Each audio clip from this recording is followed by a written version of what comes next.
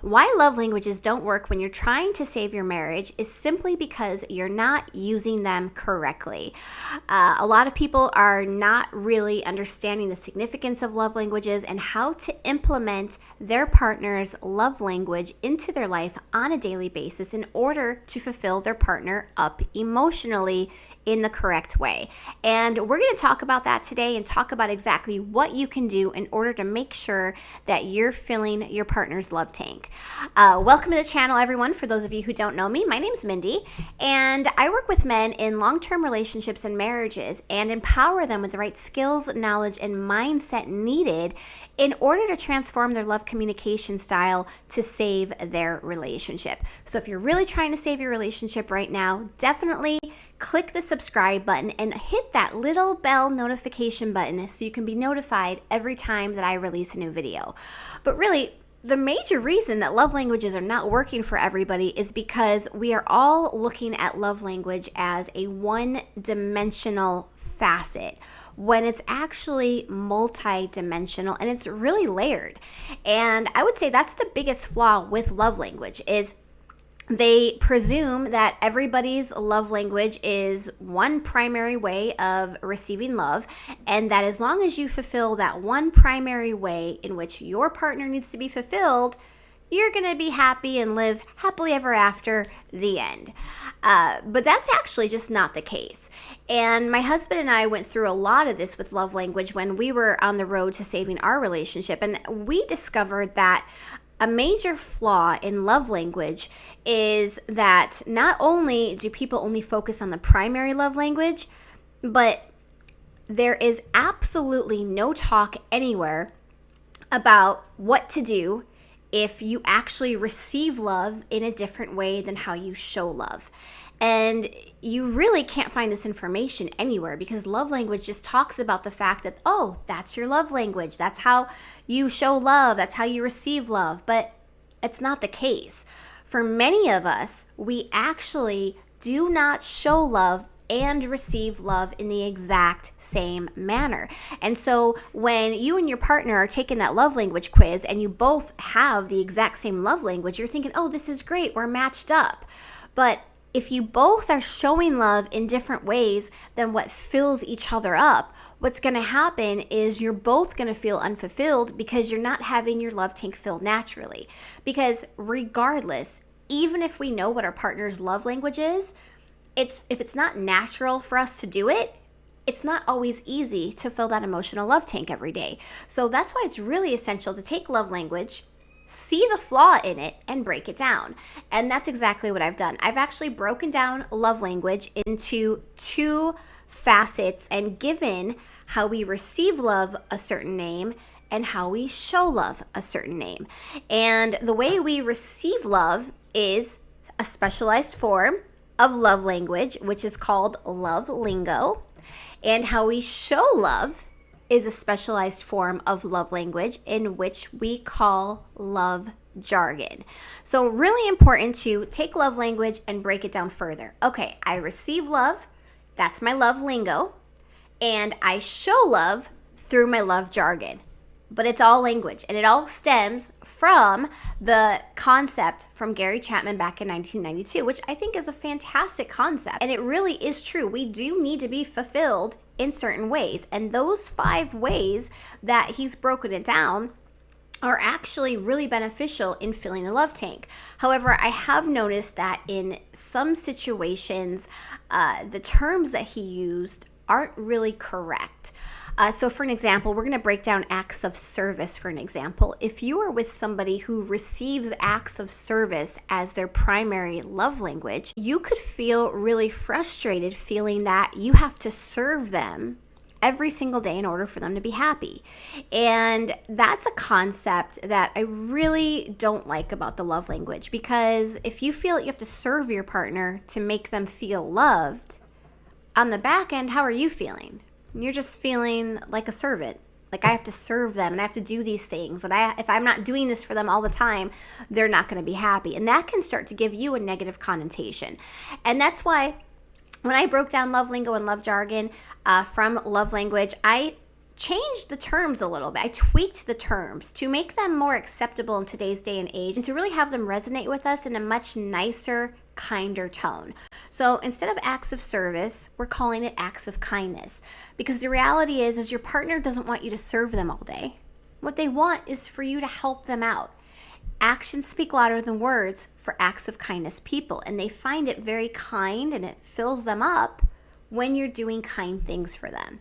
And anything that you do for them can be shown as a kind act. And so that's why when we break down love languages, we've broken down and we've changed the terminology to acts of kindness. We've also changed touch to affectionate contact, because touch has a negative connotation to it. In reality, it's the affection the person is seeking, the affectionate contact.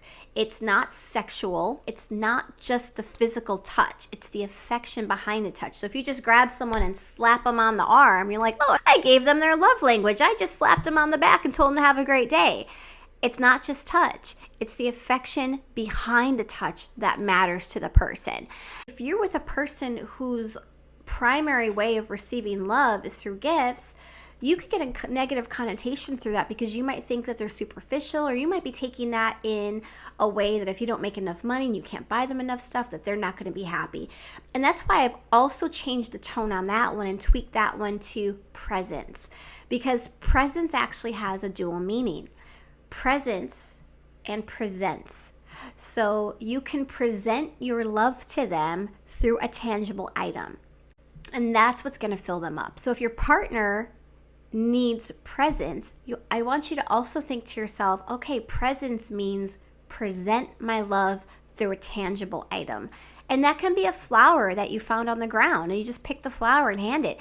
It could be a little note. I talk about leaving little notes constantly, because a little note left immediately fills the love tank. People love that. My husband loves that. I love that. My clients love that. When you start implementing that into your relationship, you're really going to see your relationship start to flourish. And then the other one that we tweaked a bit is we took words of affirmation and turned it into words of encouragement and praise. And praise and affirmations are pretty similar, but what a lot of people are missing is if you are with a words of affirmation person, they also need encouragement, because they need the words to tell them, hey, you can do it. Hey, you got this. Because that's what fills them up and inspires them and actually motivates them. And so the reason your love language is not working is because if you don't kind of look at these in a different tone than how they're presented originally, you could still be missing the mark. That's why love languages are not working. Another main reason that love languages are not working is because we presume that we just have to focus on the primary love language, and that's, again, not the case. So I've included a love lingo quiz in the description of this video, and please be more than welcome. Click on the link, take the quiz, send the quiz to your partner, have her take it, and then you focus on the top 3. You analyze the results, and especially if the results are equal. I mean, you might have a couple situations where somebody is 75% primary and the rest are broken down in the other 25%. Well, yeah, of course, focus on the primary, but how many of us actually score pretty equal? And how many of us are really making sure that we're hitting all of those equally when we're showing love, when we're trying to fill our partner's love tank? A lot of us don't. We just focus on, oh, well, they're a touch person, so I want to make sure I give them hugs, even if they only scored 35% in touch and maybe time was 27%. Maybe they were very close, but we're forgetting the second one. We're actually also forgetting the third one. And so whenever I coach my clients, I always say, hey, look, in the beginning of the relationship, in the honeymoon stage, your love jargon was hitting and automatically filling up their love lingo tank because you were naturally wanting to offer all of the love lingo that filled up their tank. Because the thing is we want to see the person all the time, so that's time. We're constantly buying them things and bringing them little tokens of affection because we're thinking about them. We're constantly saying how wonderful we think they are and encouraging them. So it's words of encouragement and praise. We're doing little things for them. So we're doing acts of kindness, and we usually can't keep our hands off of each other. So we're constantly hugging and touching and holding hands.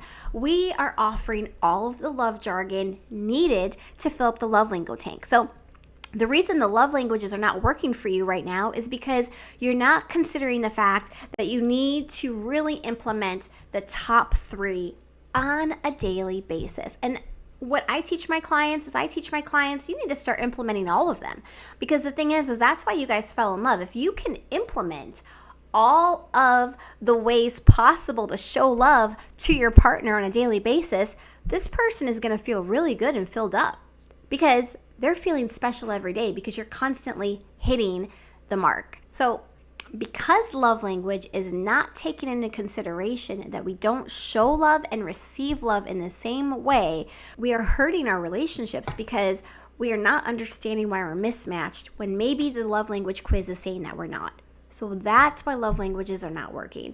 They're not working because we don't show love and receive love the same way. And they're not working because we're ignoring the ones that are not primary. So those are major reasons it's not working. I want to talk about one other reason why love languages aren't working. And as a woman starts to get older, and even for you guys, let's say, during the COVID, a lot of us were working from home, and a lot of us were spending a lot of time together working from home. So let's say that your primary love language was time. But now all of a sudden you guys are spending time together. You're with each other constantly. And so we're not realizing that love languages can shift depending on our life circumstances. So if you're in a situation where all of a sudden you never saw each other, but now you see each other all the time, well, maybe time is no longer that person's primary love language. And that's why, again, we break it down. Love lingo, love jargon, because you are both shifting based on your life circumstances on how you receive love and show love. So I always suggest to my clients, take these quizzes more often. Don't just take them once and then call it a day. Every 6 months, rediscover, take it again. See if your life circumstances have changed how you both need to receive love and how you show love.